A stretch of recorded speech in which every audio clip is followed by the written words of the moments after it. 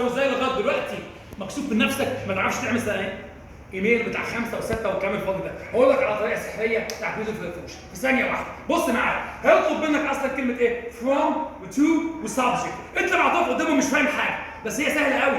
كلمه فروم هتدور على كلمه ايه؟ يور ايميل ادريس، هتلاقيها مكتوبه اصلا، هو بيساعدك بيقول لك كده ايميل بتاعك يكون. هتنقل اللي بعد كلمه ايه؟ يور ايميل ادريس، هتلاقي ايه؟ علي.8.com، هتنقله زي ما هو، تحطه عند كلمه ايه؟ فروم يعني من.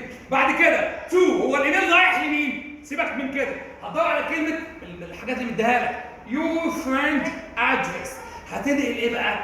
الايميل اللي هو مديهولك ايه؟ علي.com، هتنقله هنا كده. كلمه بقى سبجكت هتجيبها منين الموضوع؟ هتدور على كلمه about. كلمه about بيجي بعدها على طول الموضوع، هتلاقي الموضوع مكتوب لك about مثلا your favorite places، بس بقول لك ايه؟ اكتب عن ايميل عن الاماكن المفضله عندك انت. هتيجي تقول له ايه؟ عندي انا. حاضر، عندي انا ليه بقى؟ ماي. تحول كلمه يو في الايميل تكتبها ايه؟ ماي. اكتب عن اكلتك المفضله، هتقول ايه؟ اكلتي انا. اكتب عن صاحبك ماي فريند، تكتب ايه؟ تحول يو لماي وتكتب ايه اللي بعد كلمه اباوت. تعالى بقى اللي جايه بقى دي حاجات جاهزه كده محضرها لك وتبقى لذيذه قوي. هتكتب هاي وبعدين كوما واسم صاحبك الرخم.